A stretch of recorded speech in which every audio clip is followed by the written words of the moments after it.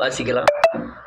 கர்த்தாவே, எதுவரைக்கும் என்னை மறந்தீர்ப்பீர்? எதுவரைக்கும் உம்முடைய முகத்தை எனக்கு மறைப்பீர்? என் இதயத்திலே சஞ்சலத்தை வைத்து, எதுவரைக்கும் என் ஆத்துமாவில் ஆலோசனை கற்பிப்பீர்? எதுவரைக்கும் என் சத்துரு என் மேல் தன்னை உயர்த்துவார்? என் தேவனே கர்த்தாவே, என் தேவனாகிய கர்த்தாவே, நீர் நோக்கி பார்த்து எனக்கு செவி கொடுத்தருளும். நான் மரண நித்திரையில் அடையாதபடிக்கு என் கண்களை தெளிவாக்கும். அவனை மேற்கொண்டு என்னை பயனில் சொல்லாதபடிக்கும் என் சத்துருக்கள் அழியாதபடிக்கு இப்படி செய்தருளும். நான் உம்முடைய கிருபையின் மேல் நம்பிக்கையாய் இருக்கிறேன். உம்முடைய இரட்சிப்பினால் என் இருதயம் களிகூரும். அவரை பாடுவேன். எல்லாரும் உட்காரலாம்.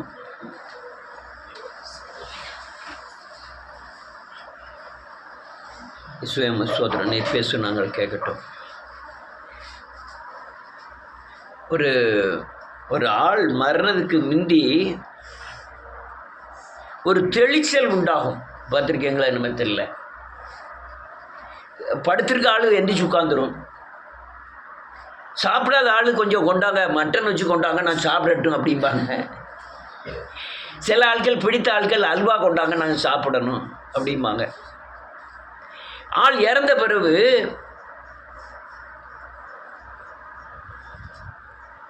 நேற்று தான் என்கிட்ட பேசிக்கிட்டு இருந்தார். அல்வா கேட்டார். என்கிட்ட கறி பண்ணி கொண்டு வான்னு சொன்னார். நம்ம இருக்கும்போது மாமியாரே ஆட்டுக்கறிலாம் கொண்டு வந்து கொடுத்துட்டு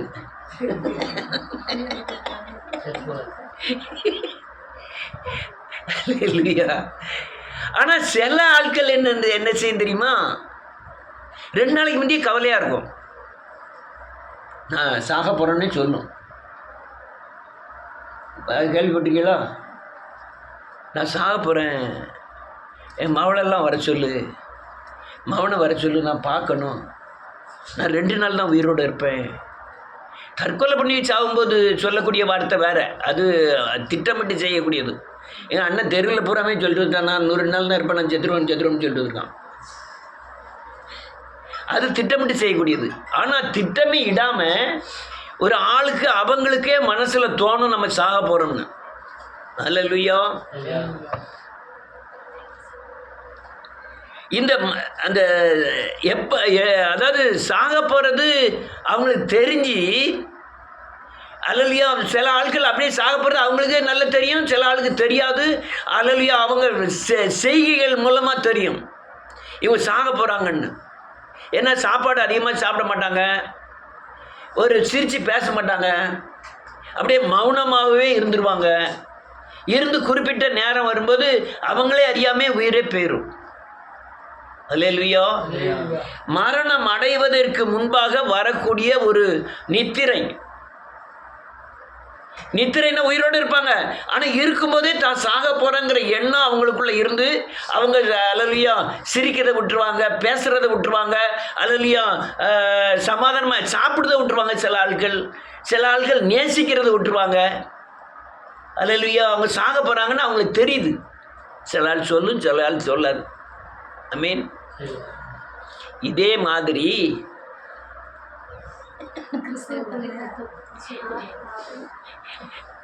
சாக போகிற ஆள் ஆத்மாவில் கடுமையாக பக்தியாக பேசுவாங்க, பக்தியாக ஜோம் பண்ணுவாங்க, கர்த்தருக்கு காணிக்கலாம் ஆள் 4 பேர் மத்தியில் இந்தாங்க 1000 ரூபா வச்சுக்கிடுங்கன்னு கொடுப்பாங்க.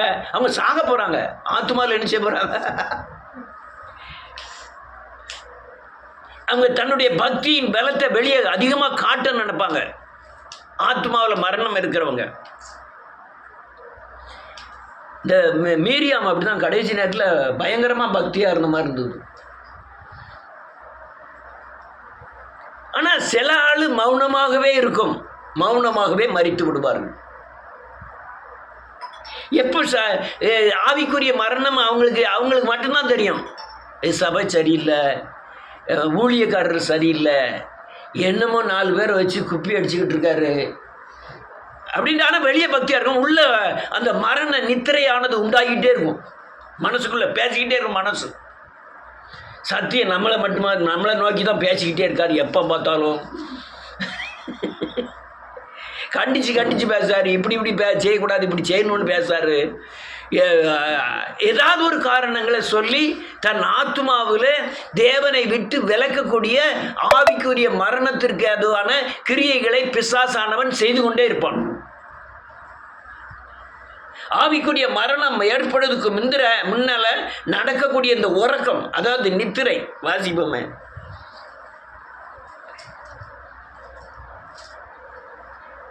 3வது வசனம். என் தேவனாகிய கர்த்தாவே, நீர் நோக்கி பார்த்து எனக்கு செவி கொடுத்தருளோ. ஆமென். நான் மரண நித்திரை அடையாதபடிக்கு ஆமென். என் கண்களை தெளிவாக்கும் ஆண்டவரே. என் மரண நித்திரை நான் அடையக்கூடாது. என் கண்ணை தெளிவாக்கும். என்ன கண்ணை தெளிவாக்கும்? எது சரி எது தவறுங்கிறத புரிஞ்சு கொள்ளக்கூடிய என் ஆத்தும கண்களை திறந்தருளும். நான் என்ன சொல்றேன், எண்ணிக்கை அல்ல, தரம், குவாலிட்டி. அல்லேலூயா. விடுதலை நீங்கள் ஆயிருக்கீங்களா இல்லையான்னு நான் ஆவிக்குரிய கண்களெல்லாம் பார்க்க முடியும். உங்களை செழிப்பை வச்சோ, அதிகமான ஜெபம் பண்ணதை வச்சோ, பரிசுத்தத்தின் வேஷத்தை வச்சோ நீங்கள் வளர்ந்துருக்கீங்க வளரலன்னு கண்டுபிடிக்க முடியாது. நீங்கள் சாபத்திலிருந்து விடுதலை ஆகியிருக்காங்களா இல்லையான்னு பார்க்குறதுக்கு எனக்கு என்னுடைய ஆத்ம கண்கள் என்ன செய்யப்பட்டிருக்கணும், தெளிவாக இருக்க வேண்டும். ஒரு வீட்டுக்கு போகிறோம், அந்த வீட்டில் என்ன கிரியை நடக்குன்னு கண்டுபிடிப்பதற்கு என்னுடைய ஆவிக்குரிய கண்கள் திறக்கப்பட்டிருக்க வேண்டும். தேவ பிரசன்னம் இருக்கா இல்லையா, ஆவியானவர் அசைவாடுகிறாரா இல்லையான்னு கண்டுபிடிப்பதற்கு அல்லையா எனக்கு ஆவிக்குரிய கண்கள் தெளிவாக வேண்டும். ஒவ்வொருவருக்கும் சபையில் என்ன நடக்கு, வீட்டில் என்ன நடக்குன்னு கண்டுபிடிக்கிறதுக்கு ஆவிக்குரிய தெளிவு வேண்டும். இந்த யாக்கோப்பு ரெபேக்கால் சொல்றா, நீ உங்கள் அண்ணனை மாதிரி வேஷம் போட்டுட்டு போய் உங்கள் அப்பாவை ஏமாத்துன்னு சொல்லி கொடுக்கா. அவன் பெரிய கடற்கஜன். அவன் ஆசீர்வதித்தால் ஆசீர்வதிக்கப்பட்டிருக்கிறார்கள், அவன் சபிச்சால் சபிக்கப்பட்டுருவாங்க. இந்த கணக்கு, இந்த ஆவிக்குரிய தன்மை யாருக்கு தெரியுது? யாக்கோப்புக்கு தெரியுது. நம்ம அப்பா ஆசீர்வதிச்சா நம்ம என்ன செஞ்சிருவோம், ஆசீர்வதிக்கப்பட்டுருவோம். அவனுக்குரிய ஆசீர்வாதத்தை நமக்கு தந்தாலே நான் ஆசீர்வதிக்கணும்னு சொன்னா நான் ஆசீர்வதிக்கப்பட்டுருவேன். ஆனால் ஒருவேளை சாபத்தை இட்டுட்டாருன்னா நான் சபிக்கப்பட்டுருவேனே அப்படின்னு ஆவிக்குரிய கண் அவனுக்கு என்ன செய்யப்பட்டிருக்கு, திறக்கப்பட்டிருக்கே. இதே ஈசாக்குக்கு ரெபேக்கால பொண்ணு பார்க்கறதுக்கு ஒரு வேலைக்காரனை அனுப்புனான், எலியேசர்னு. அவனுடைய ஆவிக்குரிய கண்களை பாருங்க. அவன் போகும்போதே சொல்லி விடுதான், நீ இங்கே தான் கல்யாணம் முடிக்கணும், வேற பெண்ணெல்லாம் பார்த்துடாத, அவங்கள தான் முடிக்கணும். போகும்போதே பொருத்தனை பண்ணலாம், ஆண்டவரே நான் போவேன், அல்லையா என் ஒட்டகத்துக்கு தண்ணி வேணும்னு கேட்பேன், எனக்கும் என் ஒட்டகத்துக்கு யார் தண்ணி வரி ஊற்றாலோ அவன் தான் என் எஜமானுடைய மனைவின்னு பொருத்தனை பண்ணதான் ஆண்டவர்கிட்ட. இதை அவர் ரெபேக்கால் சொல்லவா செஞ்சா? அவன்கிட்ட ஒருத்தருமே சொல்லலை. ஆனால் ஆவிக்குரிய கண், அவன் கண்ணு திறக்கப்பட்டோன்னா அவன் சொல்கிறான். அது அவட்ட போய் யார் சொன்னால் ஒருத்தரும் சொல்லவும் இல்லை. அவள் கரெக்டாக என்ன செய்தா, தாகத்துக்கு தண்ணியான்னு கேட்கான் எலியேசர். உடனே நான் உன் ஒட்டகத்துக்கும் மொண்டு ஊற்றுவேன், நீ குடிக்கிறதுக்கு நான் ஊற்றுவேன்னு சொல்லி இவன் பொருத்தனை பண்ணதை அவள் கரெக்டாக சொல்கிறான். அது என்னது? ஆவிக்குரிய கண் தெளிவாக இருக்கிறது. அல்லேலூயா. அநேக காரியங்கள், பிள்ளைகளுடைய நடப்பு, கணவருடைய வருமானம், வீட்டின் செலவுகள், மனைவியின் அல்லேலூயா காரியங்கள் எல்லாவற்றிலும் ஆவிக்குரிய கண்கள் நமக்கு திறக்கப்படணும். நாட்டு மிருகங்கள், காட்டு மிருகங்கள்னு 2 மிருகத்தை ஆண்டவர் படைச்சாரு. வீட்டில் உள்ள பூனை, கண, நாய், வேற என்னது, குரங்கு, இதெல்லாம் வளர்க்கக்கூடிய பொறுப்பு யார் பொறுப்பு? நாட்டு மிருகங்கள். அதெல்லாம் வளர்க்கக்கூடிய பொறுப்பு பெண்களுக்கு. ஆண்கள் காட்டு மிருகங்களை ஜெயிக்கணும். ஆமென். சிங்கம், புலி போகிறதுல எல்லாம் வரும். இவன் வாழ்க்கை முறையில் சம்பாத்தியம் பண்ணதில்ல, இவன் உலகத்தில் ஓடுறதுல ஏகப்பட்ட புலி, சிங்கம், கரடி எல்லாம் வரும். இவன் ஜெயிக்கக்கூடிய ஆவிக்குரிய பலன் தேவை. காட்டு மிருகம்னா நாட்டு மிருகமும் இருக்குது. பூனை காட்டு மிருகம் இருக்கா? நாயில் காட்டு நாய் இருக்கா? மாடுல காட்டு மாடு இருக்கா? ஆடுல காட்டு ஆடு இருக்கா?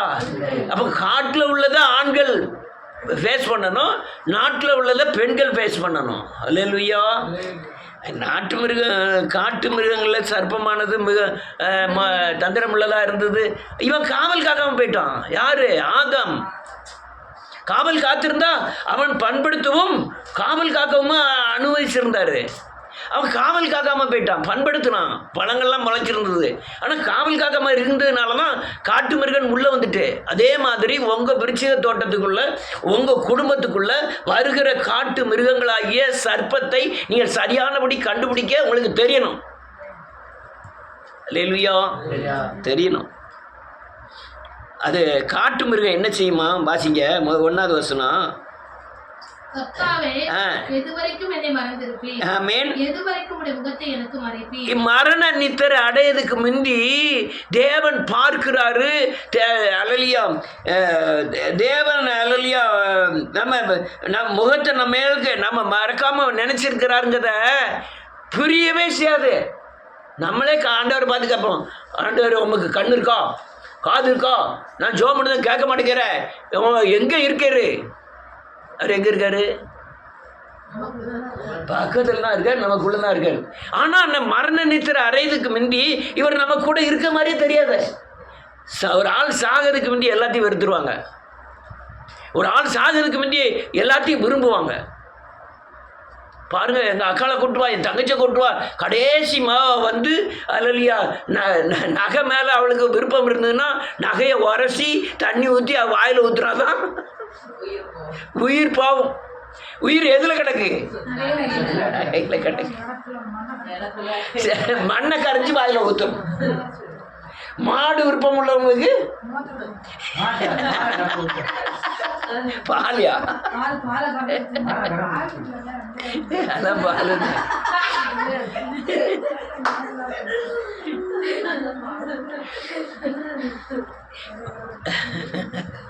அல்லேலூயா. அநேகர் மரண நித்திரை ஆவிக்குரிய மரணம் ஏற்படுவதற்கு முன்பாக அவங்களுடைய நோக்கமே தேவன் நம்மை விட்டு விலகினான். என்னை பாதுகாக்கிறதுக்கு யார் இருக்கா? நம்ம பாதுகாக்கிறதுக்கு அல்லேலூயா என் மகன் இருக்கிறான் நம்ப வைக்கும். என்னது? மரணத்தில் ஆன பிறகு இதை தான் நம்ப வைக்கும். தேவனை விட யாரும் நம்ப வைக்கும்? மகனை, பணத்தை, தான் பலத்தை, படிப்பை, இதை நம்ப வைக்கும். அடுத்தால எழுதிக்கிற 2வது வசனம். என் இருதயத்திலே ஆமென் சஞ்சலத்தை நித்தம் நித்தம் வைத்து எதுவரைக்கும் என் ஆத்மாவிலே ஆலோசனை பண்ணி கொண்டிருப்பேன். நகம் சஞ்சலத்தை கொண்டு வருவான். நகம் யோசனை. ஆத்மாவில் பயங்கரமான யோசனைகள் உண்டாகிட்டே இருக்கும். அல்லேலூயா. சுயபுத்தியை சார்கிறவன். அப்போ யோசனை சுயபுத்தியை சார்ந்தது. அந்த சுயபுத்தியை சார்ந்த மதிகேடு என்ன உண்டாக்கும்? நம்ம ஆட்டு தூக்கி குட்டியில் போட்டு, குட்டியை தூக்கி ஆட்டில் போட்டு அதை அப்படி பண்ணி இப்படி, அதெல்லாம் இங்கே செல்லுபடி ஆகாது. தேவ திட்டம் ஒன்று தான் என்ன செய்யும்? நிறைவேறும். ஆமென். தேவ திட்டங்கள் மட்டும்தான் நிறைவேறும். உங்களுடைய முயற்சினால உங்கள் ஆயுசு நாட்களை பெருகவோ குறுகவோ வைக்க முடியாது. தேவர் இத்தனாம் தேதி இந்த கிழமை இத்தனை மணிக்கு உங்களை எடுக்கணும்னு நினச்சி அவர் திட்டம் வச்சிருக்காரு, அது நிறைவேறும். நான் அப்போல்லோ போய் படுத்து இன்ஜெக்ஷன்லாம் போட்டு உயிரை காப்பாற்றிடுவாங்கலாம் முடியாது. அவர் திட்டம் வச்சிருக்காரு, நீ இவ்வளோ நாள் தான் பூமியில் இருக்கணும், இவ்வளோ நாளுக்கு அப்புறம் நீ வந்துடணும் அப்படின்னு எழுதி வச்சிருக்கிறாரு. ஆனால் சுய புத்தியில் சார்ந்து ஆலோசனையை போட்டு மண்டையை பிச்சு எல்லாம் பயங்கரமான குழப்பம் உண்டாயிடும். எனக்கு அநேக பிரச்சனைகள் வரும்போது மண்டையை போட்டு கடுமையாக அது அப்படியா இது இப்படியாலாம் பண்ணிட்டு இருப்பேன். இன்னைக்கு எவ்வளோ பெரிய பிரச்சனை வந்தாலும் சரி, வேத வசனத்தின்படி வேதம் என்ன சொல்லுது, அப்படியே வேத வசனத்தின் ஆலோசனை கிடைக்கலையா, தேவன்ட்ட என்னை ஒப்படைச்சிட வேண்டியதான். ஆண்டவரே, நான் என்னை மன்னியும் என்னை காப்பாற்றும். நான் இப்போ ராத்திரி முல்லாம் ஜெபம் பண்ணது அதே ஜெபம் தான். ஆண்டவரே, என்னை மன்னியும் என்னை காப்பாற்றும். அல்லேலூயா. இது ஆவிக்குரிய கண் திறக்கப்பட்டதின் அடையாளம். ஆவிக்குரிய மரணம், ஆவிக்குரிய தெளிவில்லாமல் மரண நித்திரை அடைந்தவர்களுடைய எண்ணங்கள், யோசனைகள், ஆலோசனைகள் எல்லாம் நான் புத்தியை சார்ந்திருக்கும். அல்லேலூயா. அடுத்தால எதுவரைக்கும் ஆமென். ஒவ்வொரு நம்ம எல்லாத்தையுமே தன்னை மேலே உயர்த்துற மாதிரியே தெரியும். ஆண்டவர் இல்லைன்னு நீ நினைச்சிட்டாலே எல்லா காரியமும் நம்ம கைவிட்டு போற மாதிரி இருக்கும். ஆண்டவர் இருக்காருன்னு நினைச்சா போனாலும் கர்த்தர் தருவாருன்னு இருக்கும். மரண நித்திரை அடைஞ்சிட்டுனா ஒருத்தர் நம்மளை சார்ந்து இல்லாத மாதிரி இருக்கும். நம்ம தற்கொலை எப்போ பண்ணுவோம் தெரியுமா? ஒரு ஆள் மனுஷன் எல்லாமே நம்ம கையை விட்டு போயிட்டு, புருஷன் கவனிக்க மாட்டேங்கான், பொண்டாட்டி கவனிக்க மாட்டேங்கா, பிள்ளைகள் கவனிக்க மாட்டேங்கு, அண்ணன் கவனிக்க மாட்டேங்கான், அக்கா கவனிக்க மாட்டேங்கா. நம்ம உலகத்தில் உயிரோடு இருந்தது எதுக்கு? மரண நித்திரை அடையதுக்கு முந்தியும் ஒரு மனுஷனுடைய ஆவிக்குரிய மரணம் ஏற்படுவதற்கு முந்தி இதே காரியம் தான் தோணும். என்ன முயற்சி பண்ணியதுக்கு, என்ன ஜோம் பண்ணியதுக்கு, 5 மணிக்கு எந்திரிச்சு ஜோம் பண்ணியதுக்கு? அவன் சத்ரு என்னை உயர்த்தான், அவன் என் மேலே உயர்த்தானே. மரண நித்திரை அடைவதற்கு முந்தி, கண் தெளிவாவதுக்கு முந்தி இதான் நடக்கும். அவன் ஆவிக்குரியவன் தான். அவன் ஆத்மா சாக போது, ஆத்ம மரணம் ஏற்பட போது, அதுக்கு முந்தி இந்த காரியங்கள் பூரா நடக்கும். இவன் ஜெபம் பண்ணதான் பாருங்க. இவன் என்ன ஜெபம் பண்ணதான் வாசிங்க.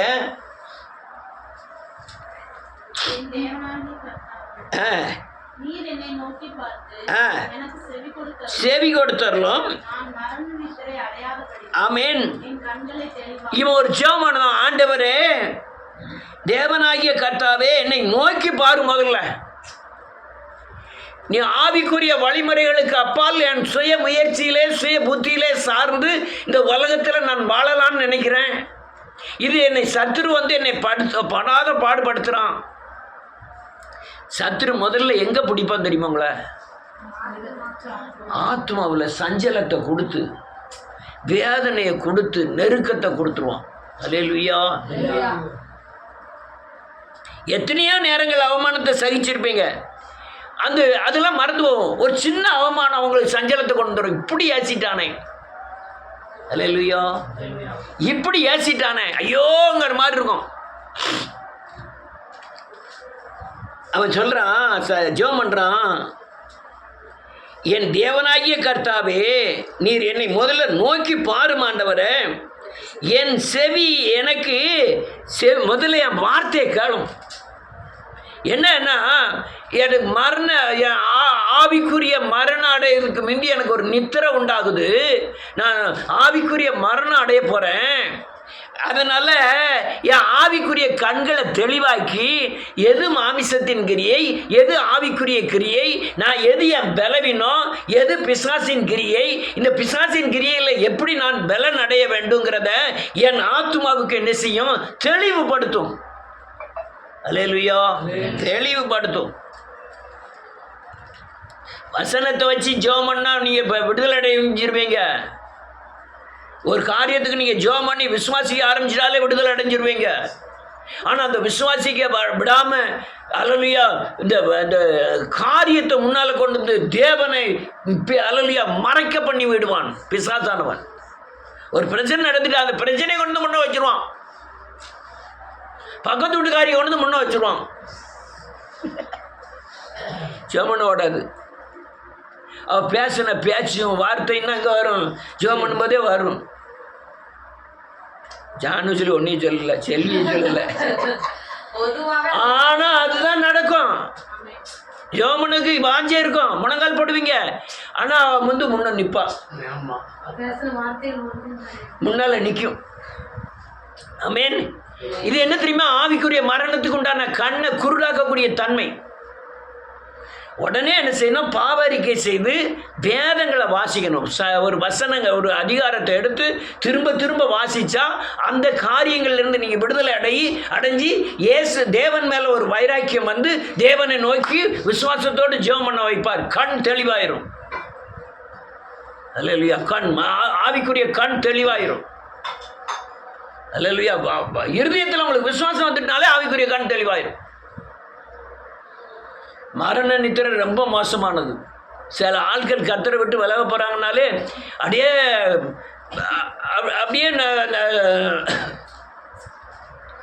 சில காரியங்கள் அப்படியே வெளிப்பட்டுக்கிட்டே இருக்கும். கடுமையாக வெளிப்பட ஆரம்பிக்கும். ஒன்று ஒன்றா வெளிப்படும். ஜெபக்கூட்டத்தை கட் பண்ணுவாங்க, விசுவாச வார்த்தையில் குறைப்பாங்க, அவிசுவாசமாக பேச ஆரம்பிப்பாங்க, ஐக்கியங்கள் குறையும். விசுவாசிகளுக்குள்ள உள்ள ஐக்கியங்கள்லாம் டக்குன்னு குறையும். ஜெபம் பண்ணுது அது ஆட்டோமேட்டிக்காக அப்படியே நின்றும். தேவன் மேலே இருக்கிற பற்றுதல் குறைஞ்சிரும். ஆத்மா ரட்சிக்கப்படங்கிற எண்ணங்கள் இல்லாமல் போயிடும். இதெல்லாம் வர வர வர நீங்கள் மறிச்சுக்கிட்டு இருக்கீங்கன்னு அர்த்தம். நான் அன்னைக்கு சொன்ன மாதிரி அல்லேலூயா, இவர் யார், நம்ம ரூபன் ஐயா சொல்லான்னு சொல்கிறோம். ஆண்டவர் என்ன ஆண்டவர் இல்லை, இது வேண்டாம், என்ன சர்ச்சை நடத்துகிறாரு, இந்த சர்ச்சை சரியில்லை அப்படின்னு சொல்கிறாருன்னு சொல்லுவோம். பக்கத்தில் ஒருத்தர் இல்லை, ஜோசுவாவோ பேபியோ ஒருத்தருமே இல்லை. ஆனால் ஒருத்தர் நிற்கான். அவன் என்ன செஞ்சிட்டு இருக்கான், கேட்டுக்கிட்டு இருந்து, இதெல்லாம்டா வந்துட்டு இருந்து எதிர்பார்த்தேன், நீ போய்க்கோ, பேபி இருக்காள்ல அவளை வச்சு நான் உன்னை தாக்குதான் பாரு. இவன் நினைச்சுப்பா யாருக்கு பாரு பண்ண ஆரம்பிப்பான். ஜெபம் பண்ணக்கூடியவ தான் வார்த்தை அங்கே கேட்டிருக்கானே, இவ காற்றை முறுக்கி விட்டு நீ என்ன முழிச்சுக்கிட்டே இருக்க உறங்கு, வசனத்தை கேட்காத, நீ பாட்டில் நின்றுக்கிட்டே ஏதோ அப்படியே தாள அப்படி திருப்பிக்கிட்டே இரு. ஆனால் ரூபன் பேசும்போது இவ இல்லை. நல்லா கவனிக்கணும். நீங்கள் உங்கள் வாயின் வார்த்தையில் எச்சரிக்கையாக இருங்கன்னு வேதம் சொல்லுது. இந்த கல்லுகள் பேசும்னு வேதம் சொல்லுது. நீ பேசாவிட்டால் இந்த கல்லுகள் என்ன செய்யும், பேசும். நீங்கள் பேசுகிற வார்த்தையை அவன் கேட்பான். கேட்டுட்டு அடுத்தால இன்னொரு ஆள் மூலமாய் உங்களை மரண நித்திரை அடைவதற்குண்டான கிரியைகளை ஆட்டோமேட்டிக்காக செய்ய ஆரம்பிச்சிருவோம். முதல்ல சொல்லுவீங்க, என்ன பேபி உறங்கிக்கிட்டு இருக்க அப்படின்னு தான் சொல்லுவீங்க. ஆனால் ரெண்டாவது தடவை உறங்கும் போது உங்களுக்கு கொஞ்சம் கண்ணாமல் விட்டுருவோம், உறங்குமா நல்ல உறங்கு. மூணாவது தடவை விடும்போது ஏமா ஜெவமன்னு கேட்ட ஆள் ஜெவமனா அவள் உடம்புல பலவீனம் இருக்கும். நம்மளா ஏதோ சரீரத்தில் பிரச்சனை உள்ளது, அதனால எப்பவும் ஜெபம் பண்ணக்கூடியவா நீ ஜெபம் பண்ண அப்படின்னு அவளை வளர்ச்சி அடைய செய்வோம். வளர்ச்சி அடைச்சிது உங்களை தாக்குறதுக்கு அதுதான் வழி. என்னை பிடிக்கணும்னா யாரை பிடிக்கணும் தெரியுமா? நான் 2 பேரில் யார் மேலே அன்பு வச்சிருக்கேன்னு பார்ப்போம். ஆமாம், அவளுக்கு நான் ஜெபர்சின் மேலே அன்பு வச்சிருந்தோம்னா அவனுக்கு கண்ணி ஜெபர்சின் தான். அவன் எங்கேயா இருக்கான்? அவன் மூலமாய் என் ஆவிக்குரிய கண்களை குருடாக்கி என்னை மரண நித்திரை அடைய வைப்போம். அல்லேலூயா. இதெல்லாம் பிசாசின் பயங்கர கொடிய தந்திரம். அங்கே திருப்பூருக்கு போயிடுவானோ, திருப்பூர் அமெரிக்கா போயிடுவானா? ஏன் நான் இங்கெல்லாம் பேசுறேன், அமெரிக்காவில் போய் வேலை செய்வானா? எல்லாம் செய்வான். நம்முடைய ஆவிக்குரிய மரணம் ஏற்படணும், அதுதான் அவனுடைய நோக்கமே. அல்லேலூயா. அதனால ஒரு அவிவிசுவாசமான வார்த்தை பேசிட்டாலோ உடனே ஆவிக்குரிய கண்கள் திறக்கப்பட்டு நம்ம பேசுனது சரியா இல்லையா, இது தப்பில்லா போல் இருக்கு அப்படின்னு நீங்க உணரக்கூடிய கண் தெளிவு இருந்ததுன்னா அடுத்த வார்த்தை உங்கள்ட்ட இருந்து வராது. அல்லேலூயா. ஒண்ணு வேண்டாம், ஆண்டவர் என்ன செஞ்சிட்டாருன்னு சொல்லிட்டே இருங்க. உங்க வீடு புறமே என்ன செஞ்சிட்டாருன்னு சொல்ல ஆரம்பிச்சிருவாங்க. நீங்கள் எங்கே வேண்டாம், டிரைவர் ஓட்டும் போதே இப்போ ஆண்டவர் என்ன செஞ்சிட்டார், எனக்கு ஒன்றுமே செய்யலை. வீட்டில் வந்து பாப்பி அங்கே ஜோசுவா சொல்லுவாங்க, ஆண்டவர் எனக்கு என்ன செஞ்சிட்டார், ஒன்றும் செய்யலை. இது நான் அங்கே சொன்ன வார்த்தைல. அதுதான்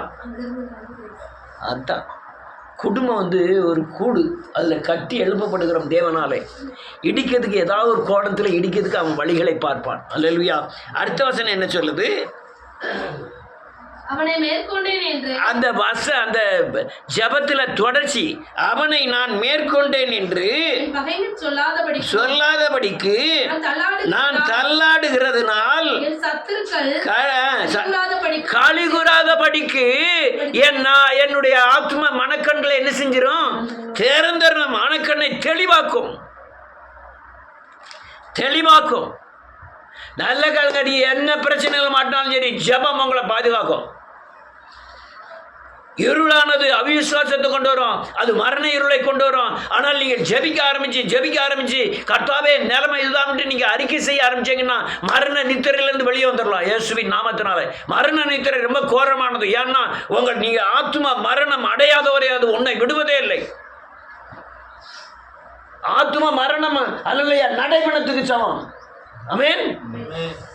ஆத்ம மரணம், சரீரத்தில் உயிர் இருக்கும், ஆண்டவர் உள்ள இருக்க மாட்டாரு, கிறிஸ்து நம்மை விட்டு விலகுவாரு, அதுக்கு பேர் தான் மரணம்.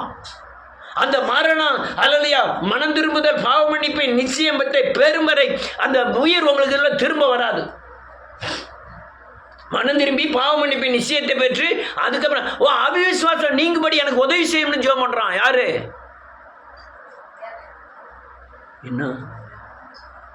என்ன அவிசுவாசம் நீங்கும்படி எனக்கு உதவி யாரு?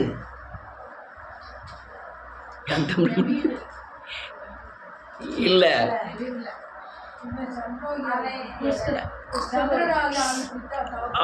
மத்திய 17வது அதிகாரத்தில் வரும். சந்திரரோகி பிடித்த மகனுடைய தகப்பன், ஆண்டவரே என் அவிசுவாசம் நீங்கும்படி எனக்கு உதவி செய்யணும். அது ஒண்ணுதான் உங்களை ஆத்ம கண்களை சரியானபடி கொண்டு வரும். உங்க மன தெளிவு இல்லையா? அல்லையா உங்க மரண நித்திரை அடையும் போது உங்க மன தெளிவை கெடுக்கிறான். மன தெளிவு இல்லையா? நீங்க உடனே மனம் திரும்பி பாவ மன்னிப்பை நிச்சயத்தை பெற்று விசுவாசத்துக்குள்ள வந்துட்டீங்கன்னா உங்களை ஆத்ம கண்கள் திறக்கப்பட்டு நம்ம போற வழி சரியா இல்லையான்னு புரிஞ்சுக்கிட முடியும். அல்லேலூயா. கால்களுக்கு இடரலை வைக்கிறான்னு சொல்லுது வேதம். சொல்லுது உன் பாதம் கல்லில் இடராதபடி ஏந்தி கொண்டு வா. அவருக்கு இடரல்னா என்னது? இந்த மரணத்துக்கு உண்டான ஆத்ம தெளிவை கெடுத்துருவான். அவ்வளவுதான். வசனங்கள் எத்தனை பேர் வாசிக்கிறாங்க? வசனத்தில் உள்ள அர்த்தம் தெரியுமே, மன தெளிவு வரணுமே. அல்லேலூயா. மன தெளிவு வரணும். அநேகர் அந்த மன தெளிவு இல்லை இயேசுவின் நாமத்தினாலே. அதனால மரண நித்திரையில் இருக்காங்க. மறிக்கவும் இல்லை, உறங்கிட்டு இருக்க மாதிரி இருக்காங்க. அதான் ஆண்டவர் சொன்னார், மரித்தனா இருக்கிற நீ எழுந்திரு, கிறிஸ்துவனை பிரகாசிக்க பண்ணுவார். மரணமும் இல்லை, ஆனால் உயிரும் இல்லை. இல்லை மரணமும் இல்லை, நித்திரையா இருக்கிறான். அல்லேலூயா. என்ன சர்ச்சுக்கு போகணும், அப்படியே பைபிளை தூக்கிட்டு போகணும், அவனை உட்காரணும், ஒரு சிரிக்கக்கூடாது, ஒரு சேவம் பண்ணக்கூடாது. உடனே டக்குன்னு எல்லாம் அல்லேலூயா சோத்திரம் போயிட்டு வரேன். இது என்னது? மறைக்கவும் இல்லை, நித்திரையா இருக்கா. அவ்வளோதான். என்ன செவம் கேட்டீங்களா? என்ன சொன்னார்? என்ன ஆண்டவருக்குள்ள என்ன புரிஞ்சுக்கிட்டீங்க? எங்கே போகிறீங்க? இது என்னது? மரணமும் இல்லை, நித்திரை. இதுதான் அநேகருடைய நிலைமை தான். இன்னொரு பெரிய நித்திரை என்ன தெரியுமா? வீட்டில் பூரா அங்கே வசனத்துக்கு விரோதமாக பல காரியங்கள் நடந்துகிட்டு இருக்கோம். முடிச்சுட்டேன். பல காரியங்கள் நடந்துகிட்டு இருக்கோம். ஆனால் இவன் ஆவிக்குரியவனாக இருப்பான், நல்ல ஜோமனாக இருப்பான், வேதவசனத்தை கேட்குறவனாக இருப்பான். ஆனால் அந்த ஆவிக்கு அந்த விரோதமாக நடக்கிற காரியங்கள் இவனுக்கு தெளிவே இருக்காது.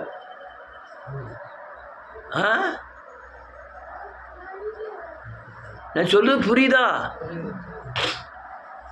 ஆனால் இவன் ஜெபம் பண்ணுவான், இவன் வேதத்தை வாசிப்பான், எல்லாம் செய்வான். வீட்டுக்குள்ளே வேசித்தனம் நடக்கும். அது வேசித்தனம்னு அவனால் கண்டுபிடிக்க மாட்டான், அது கேட்கவும் மாட்டான், அவன் பாட்டில் போய்கிட்டே இருப்பான். இது என்னது? அந்த மனக்கண் குருடான காரியங்கள். ஆமென். இதில் நிறைய காரியம் இருக்கு. வீட்டுக்குள்ள பிசாசு எப்படி வாரான்னு கண்டுபிடிக்க தெரிஞ்சுன்னா நீங்க மனக்கண் திறந்திருக்குன்னு அர்த்தம். ஒரு அவமானம் வந்துட்டு அதுல இருந்து விடுதலை அடைய முடியலைன்னா மனக்கண் திறக்கலைன்னு அர்த்தம். பிசாசு வந்துட்டா எப்படி ஜெயிக்கணும்னு தெரிஞ்சதுன்னா அது மனக்கண் திறந்திருக்குன்னு அர்த்தம். பிசாசுகிட்ட நீங்க காயப்பட்டுக்கிட்டு இருந்தீங்கன்னா மன தெளிவு இல்லைன்னு அர்த்தம். ஆமென். மன தெளிவுனா புத்தி இல்லைன்னு அர்த்தம். ஆவிக்குரிய புத்தி இல்லை. அநேகருடைய தன்மைகள் அப்படிதான்.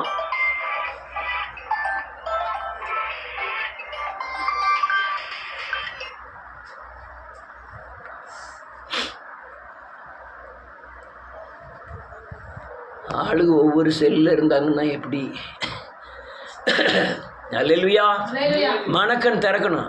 அதனால ஜெபம் பண்ணணும். ஆண்டவரே எனக்கு பிரகாசமான மனக்கண்களை எனக்கு திறந்திரலும். ஆண்டவரே மரண நித்திரை அடையாதபடி என் கண்களை திறந்திரலும், தெளிவாக்கும். ஆண்டவரே ரொம்ப சமாதானமாக இருக்கலாம், ரொம்ப சந்தோஷமாக இருக்கலாம்.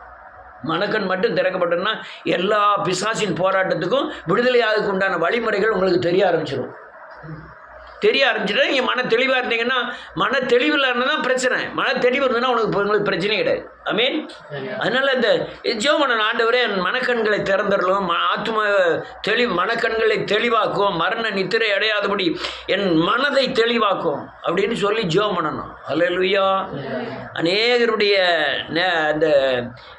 அந்த ஆவிக்குரிய மனக்கண்கள் திறக்காதனால ஆவிக்குரிய அறிவு குறைந்து போகுது.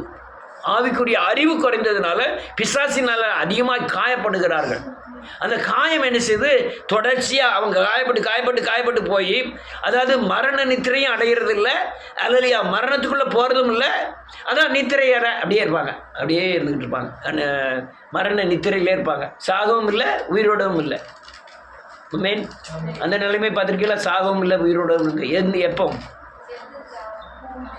இல்லை, எந்திரிச்சு அவங்களால நடக்க முடியாது. எக்கான்னு கூப்பிட்டாலும் சத்தம் என்ன செய்யாது, கேட்காது. சில ஆளுக்கு கேட்கும், கண்ணீர் மட்டும் வரும். கண்ணீர் 2 கண்ணுலையும் கண்ணீர் வரும். எக்கான்னு கூப்பிட்டா கண்ணீர் வரும், பேச முடியாது. மரண நித்திரையில் இருக்காங்க. அல்லேலூயா. ரைட். இதெல்லாம் ஒவ்வொரு குடும்பத்துலேயும் ஒவ்வொரு மாதிரியான கிரியைகளை பிசாசு கிரியை செய்வதற்குண்டான ஆதியிலே நாம் கொண்டு வந்த சாபத்தின் தண்டனைகள் அல்லது சாபத்தின் கிரியைகள் அணுக்கள் வழியாக பல கோணத்தில் நமக்கு கிரியை செய்யலாம். நீங்கள் மரண நித்திரை அடையாதபடி மன தெளிவு இருந்துன்னா இது எந்த காரியம் எப்படி வருது, எப்படி ஜெயிக்கணுங்கிற அநேக காரியங்களை உங்களால் புரிந்து கொள்ள முடியும். அப்படி புரிஞ்சுக்கிட்டு உங்கள் வாழ்க்கையில் அநேக காரியங்களை சந்திக்க வேண்டியதாக இருக்கும். அல்லேலூயா. ரைட்டு. இதை ஒவ்வொரு ஆளும் பிரகாசமான மனக்கண்களை திறந்துடணும்னு சொல்லி ஜெபம் பண்ணணும். எல்லோரும் எழுந்து நிற்போம்.